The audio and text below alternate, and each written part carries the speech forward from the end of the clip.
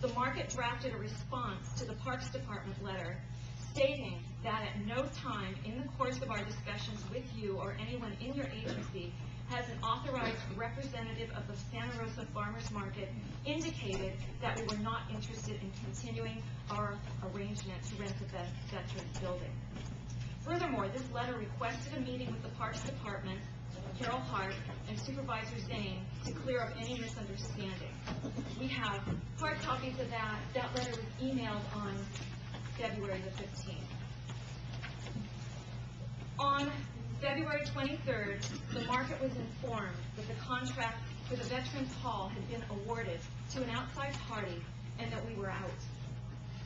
At the time of the contract signing, this outside party had no board of directors, no bylaws, no permits, certifications, or experience in running a farmer's market. Our questions are, why was the market not informed by the Parks Department that a decision needed to be made by a certain date regarding whether we intended to stay or move?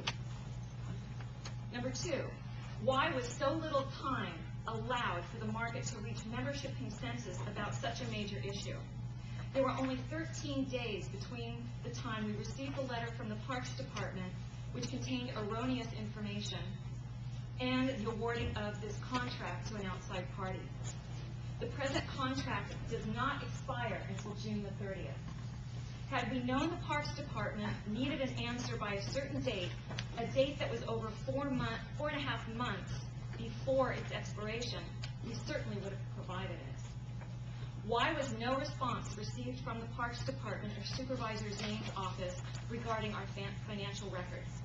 We had been under the impression that they were reviewing them, and we were patiently waiting for a response. Why was written confirmation of the 167% rent increase never received by the market?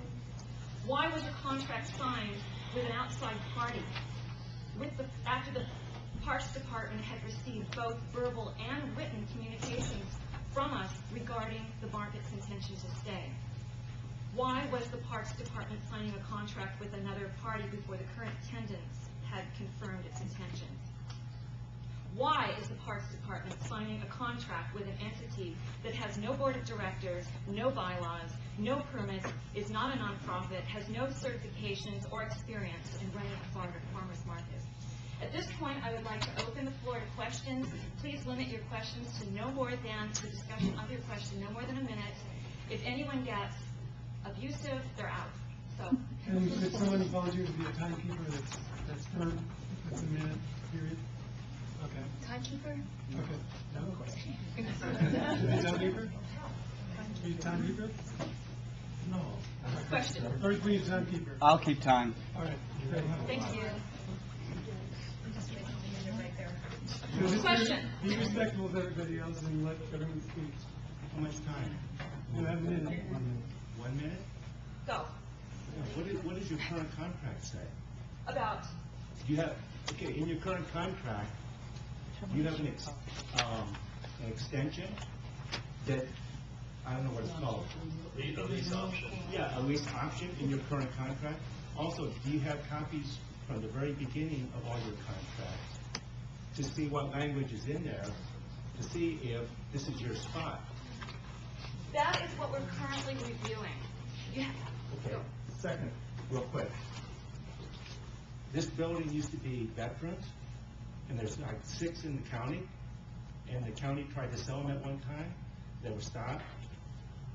And if you go back to the original deeding over of these properties to the county, is there anything in that language that says you're permanent and actually you should not have been paying any rent? The county owes you money.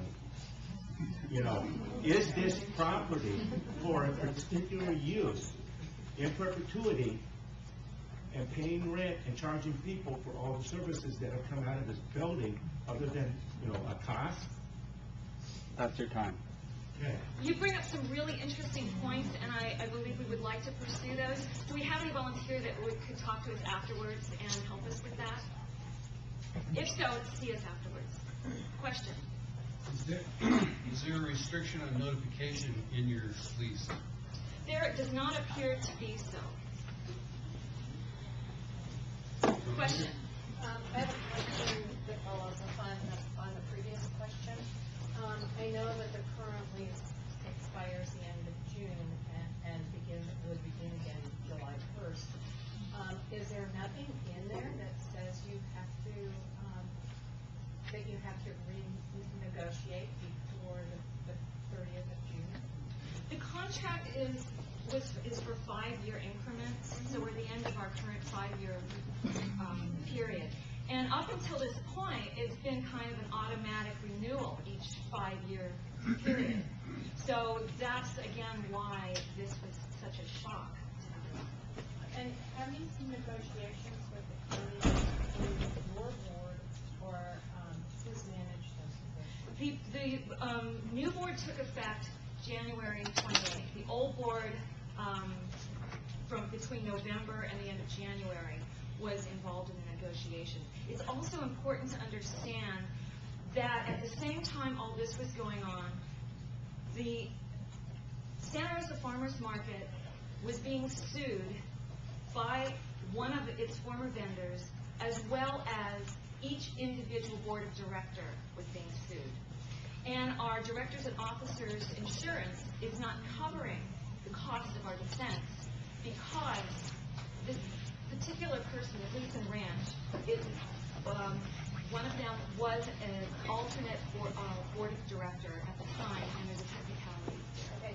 I don't know how that's germane, what we're talking about. That is germane because, and the reason it is because this whole rent thing could have probably been resolved and dealt with more efficiently had the resources, time, energy of the organization not been distracted onto this other problem. I think that your politics came in it, your innermost politics get involved in this negotiation. I think, for me personally, I've been coming to the market for 25 years regularly. We buy everything we eat here. I want to see this market thrive, and I personally think the best place for it to thrive is right here in this location. So I will do anything I can to help all the vendors who are currently in the market That's your time. stay here, and I will help do whatever I can to support the board of directors at the market, as long as it doesn't get to be personal, because there's been too much of that.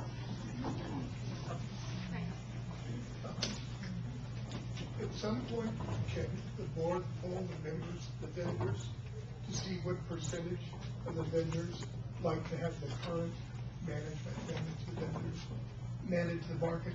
Because this is never brought out in any press Democrat article, which seems to be extremely one-sided. And I think it's very important the public knows what percentage of vendors are for the current management. I think that's a very good point, and we will be doing that. Yes. I have a follow-up question to what this person asked. Whatever the new entity is there any reason to assume that all of the current vendors would not be invited to still participate by them? My understanding is that they will be invited, but quite a few vendors have no intention of operating under that new management based on past experiences with them. And no crafters. I heard no crafters. Okay, that's hearsay. Don't be excited about that. Yeah, that's true, that's hearsay, we don't want to.